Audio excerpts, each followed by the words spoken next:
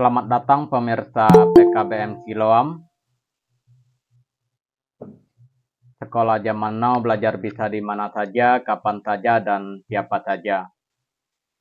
Pada malam hari ini kita akan belajar daring kembali yang disampaikan oleh Pak Diki Prompasi Eskom.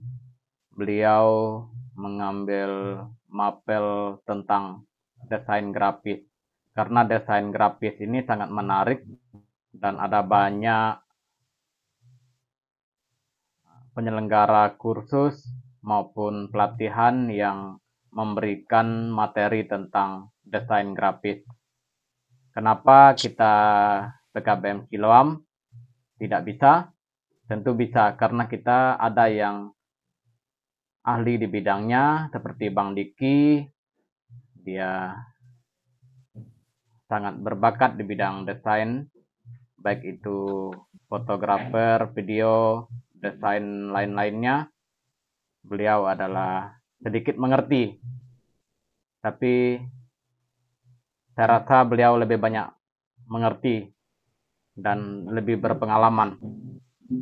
Kita akan belajar bersama-sama tentang desain grafis ini. Saya juga sama seperti teman-teman siswa, saya juga belajar. Dan apa yang Bang Diki sampaikan juga menjadi ilmu yang sangat penting yang saya peroleh. Oke, selanjutnya saya serahkan kepada Bang Diki untuk menyampaikan materi pada malam hari ini. Silakan Bang Diki.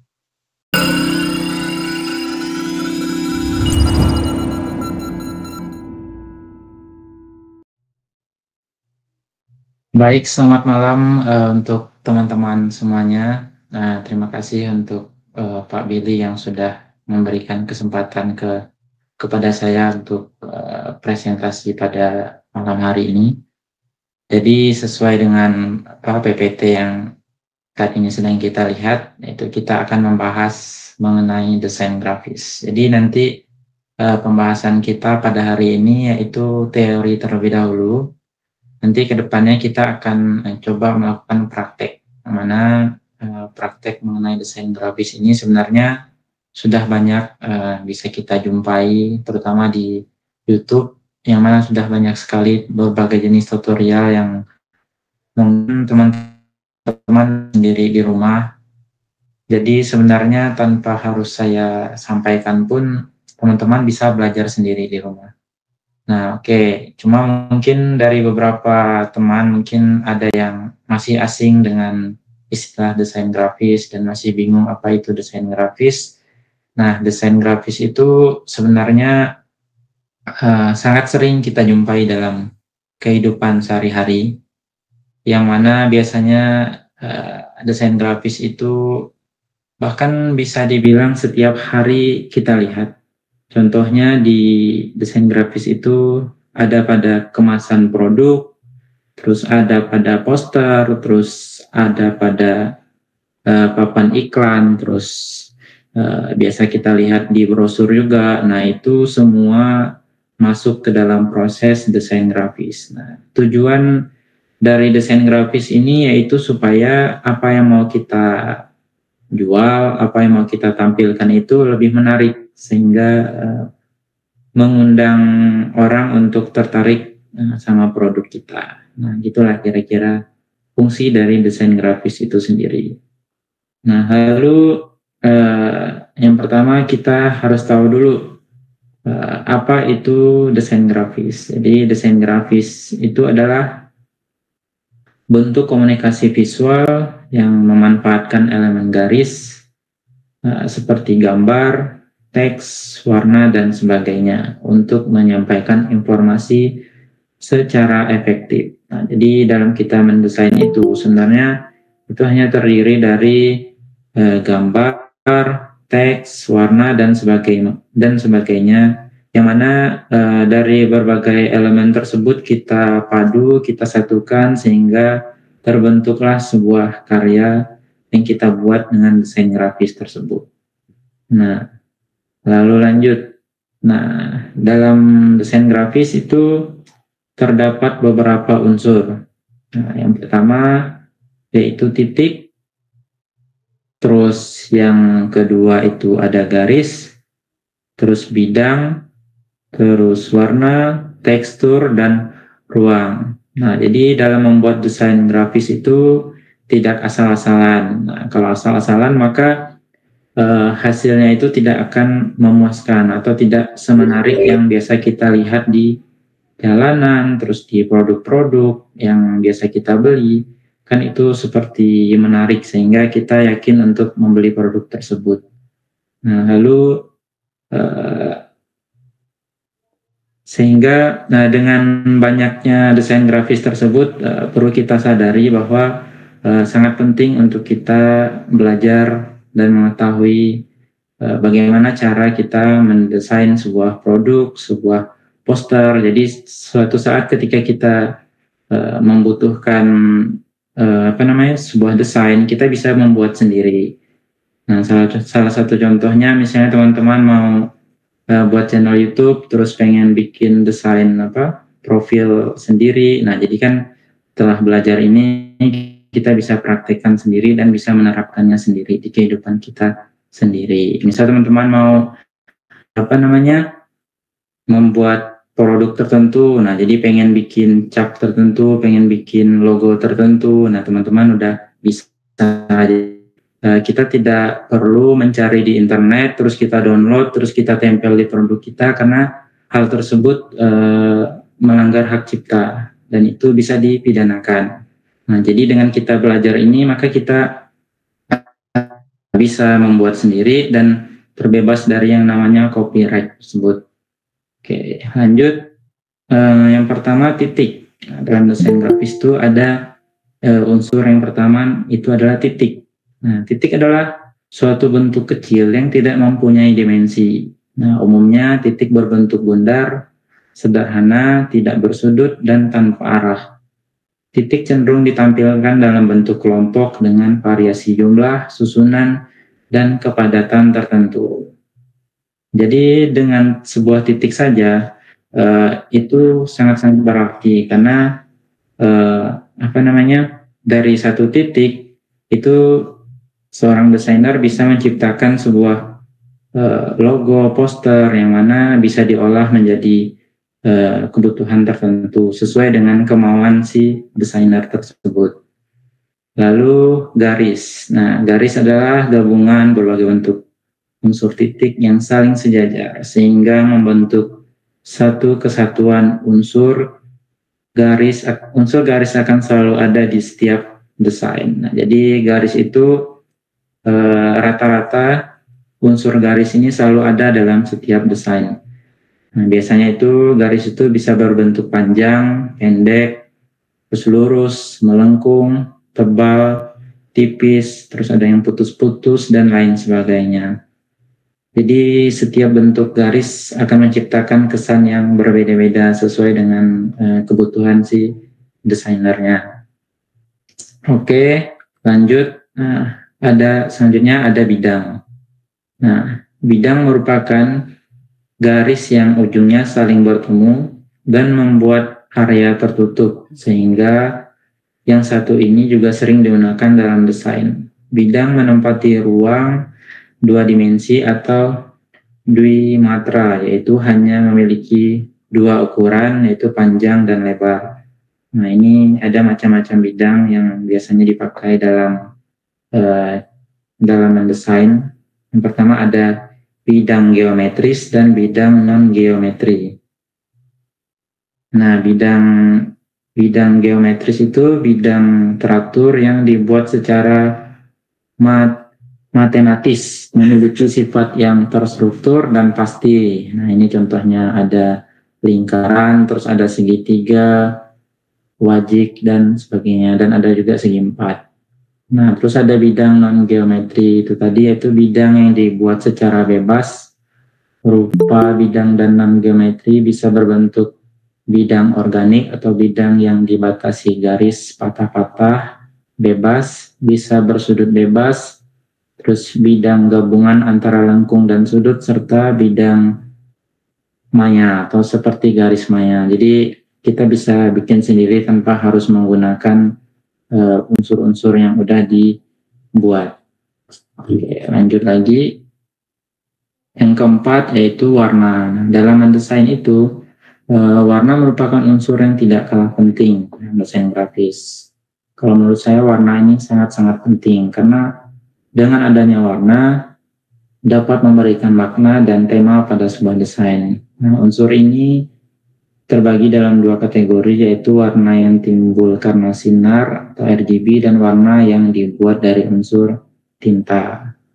Nah, jadi supaya desain kita menarik, wajib untuk kita menambahkan warna-warna sesuai dengan warna yang kita inginkan dan tema yang sudah kita tentukan. Lanjut, unsur desain berikutnya yaitu tekstur. Nah, tekstur merupakan visualisasi dari permukaan suatu objek yang dapat dinilai dengan cara dilihat atau diraba. Contohnya, corak dari suatu permukaan benda, jadi ada yang halus, kasar, lembut, licin, berpori, mengkilap, dan sebagainya.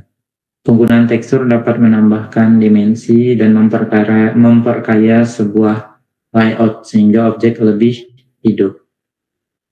Nah, lalu yang terakhir ini ada ruang. Nah, dalam unsur desain grafis, ruang juga perlu untuk kita perhatikan. Dan ini menjadi salah satu hal yang menurut saya wajib, karena kalau tidak memperhatikan tata letak ruang, itu desainnya sangat-sangat tidak menarik. Jadi saat membuat desain mungkin kita ingin masukkan berbagai objek agar terlihat lebih kaya dan menarik. Nah, cuman terkadang terlalu banyak objek dan menumpuk akan membuat mata audiens itu menjadi jenuh. Nah, oleh karena itu unsur ruang ini sangat-sangat diperlukan. Nah, contoh pengaplikasian ruang pada desain. Nah, ini dia. Jadi di sini terdapat sebuah poster. Nah, di sini ada tulisan tahukah kamu? Nah, di sini diberi jarak antar objek gambar dengan teks. Nah, tujuannya apa? Supaya terkesan lebih lebih menarik. Jadi seandainya ini dipepetkan itu sepertinya kurang menarik. Jadi dengan adanya jarak seperti ini kelihatannya lebih enak untuk dipandang mata. Lalu nah, untuk judul sendiri biasanya itu menggunakan huruf besar. Lalu pemberian jarak atau lalu antar judul sama penjelasannya itu juga diberi jarak. Jadi lebih enak untuk dilihat. Nah, ini kira-kira pengaplikasian ruang pada desain. Oke, lanjut. Setelah itu ada prinsip desain grafis. Nah, dalam desain grafis terdapat beberapa prinsip utama yang perlu diperhatikan. Di antaranya ada prinsip kesatuan, terus keseimbangan, proporsi, terus penekanan, dan irama. Prinsip desain grafis yang pertama itu kesatuan. Jadi kesatuan atau unity dalam desain grafis berarti konsistensi, keutuhan, dan keselarasan semua unsur desain. Dengan memperhatikan prinsip kesatuan, karya yang kita buat bisa lebih padu dan menghasilkan tema yang kuat.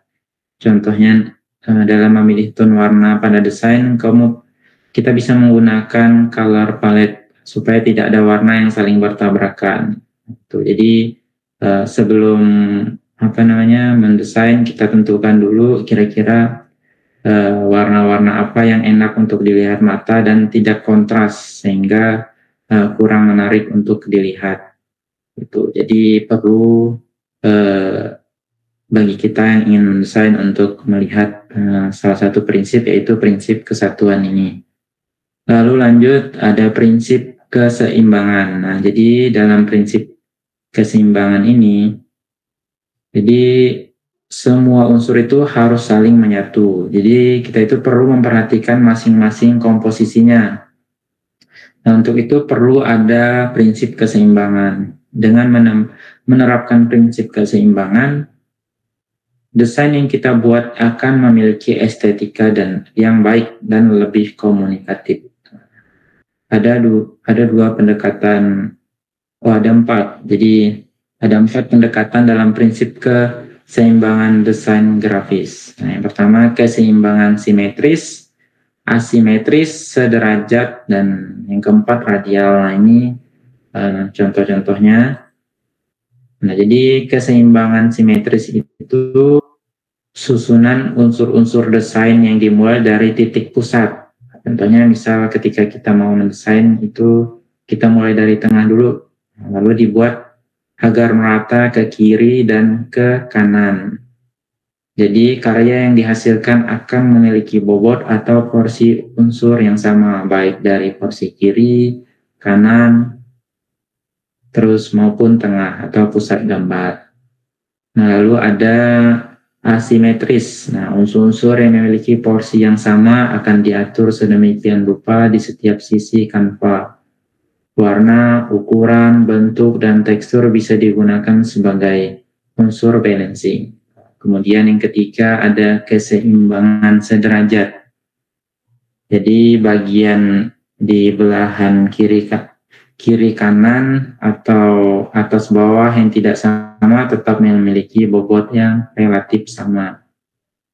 Terus yang terakhir itu keseimbangan radial. Nah, jadi memiliki wujud yang memancar dari titik tengah ke berbagai sudut sehingga tampak memiliki bobot yang sama baik secara horizontal maupun vertikal dan juga diagonal. Oke, lanjut, prinsip yang selanjutnya adalah proporsi.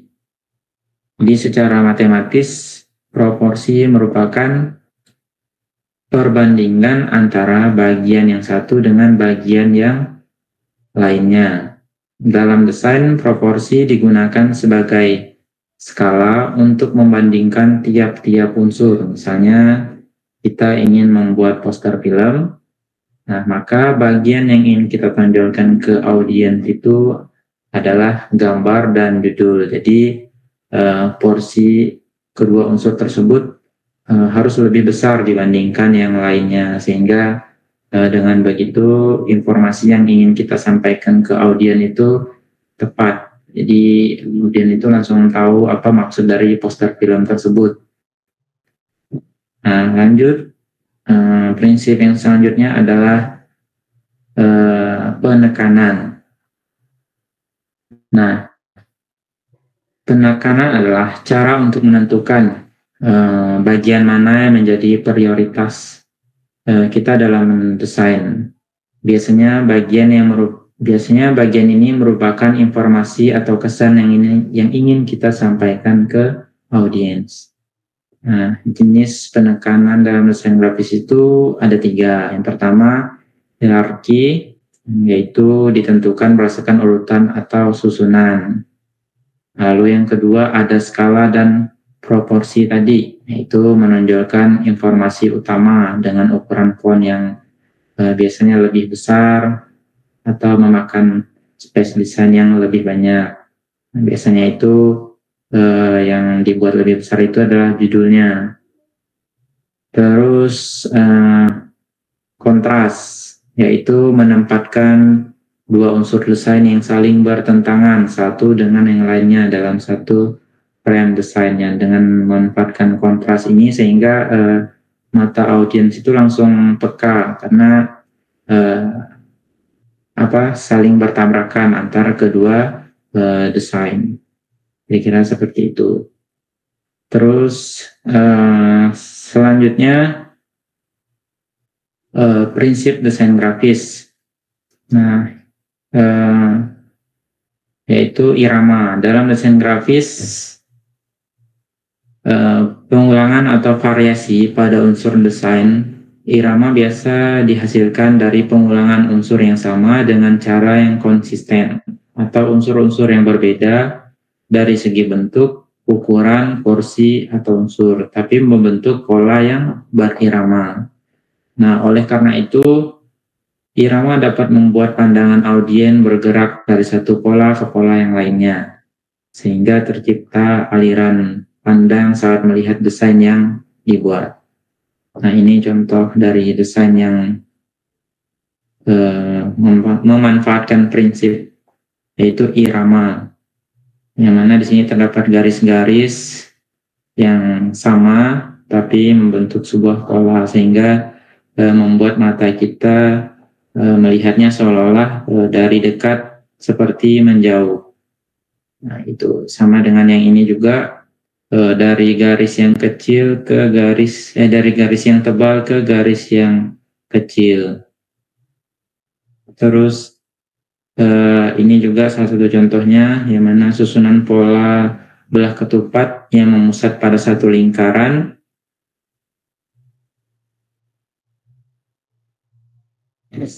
sehingga tampaknya seperti semakin ke tengah semakin menjauh. Nah, itu adalah salah satu contoh prinsip irama. Nah, terima kasih. Nah, jadi mengapa kita itu perlu sekali belajar desain grafis? Nah, karena pada saat ini desain grafis itu sangat-sangat kita butuhkan, terutama bagi teman-teman yang saat ini bergelut di bidang usaha, misalnya menjual makanan, terus ingin membuat desain gerobak. Nah, jadi teman-teman bisa memanfaatkan desain grafis ini supaya gerobak teman-teman bisa menjadi lebih menarik, terus produk teman-teman bisa lebih keren terlihat oleh pembeli. Terus dengan begitu maka dapat meningkatkan penjualan teman-teman. Jadi dibanding dengan misalnya ada es teh yang polos dengan es teh yang kita buat desain menarik, tentu terutama bagi anak-anak pasti mereka lebih tertarik dengan bungkus yang ada gambar-gambarnya. Nah, jadi dengan desain grafis ini sebenarnya bisa meningkatkan apa ya, bisa dibilang bisa meningkatkan pendapatan kita, karena dengan desain grafis kita dapat menciptakan produk-produk yang menarik. Nah, mungkin antara pedagang A dengan pedagang B rasanya sama, tapi dengan si pedagang A memiliki desain yang menarik, bisa saja mengundang para pembeli untuk datang ke pedagang A, sehingga dapat meningkatkan penghasilan kita. Nah, oke, sekian, terima kasih dari saya. Mungkin dari teman-teman ada yang ingin ditanyakan. Kembali ke Pak Billy. Oke, terima kasih Bang Diki, materinya sangat luar biasa. Pada malam hari ini kita mengenal dasar-dasar dari desain grafis. Pertemuan berikutnya beliau akan praktekkan, yaitu bagian dari apa yang menjadi bagian dari desain grafis, seperti membuat logo, membuat banner, dan lain-lain. Itu sangat penting untuk mendukung banner yang ingin kita buat, seperti banner Instagram, Facebook, YouTube, dan lain-lain. Nanti kita akan belajar bersama Bang Diki, praktek langsung bagaimana cara kita mendesain logo maupun banner untuk keperluan media sosial kita. Oke, terima kasih Bang Diki. Kalau ada pertanyaan, saya memberikan kesempatan. Baik, kalau tidak ada pertanyaan untuk pertemuan kita pada malam hari ini, saya rasa cukup sekian. Untuk minggu depan, saya memberikan kesempatan kepada Pak Aprilianto untuk memberikan motivasi tentang pendidikan. Gimana Pak Aprilianto, siap minggu depan? Ya Pak, siap.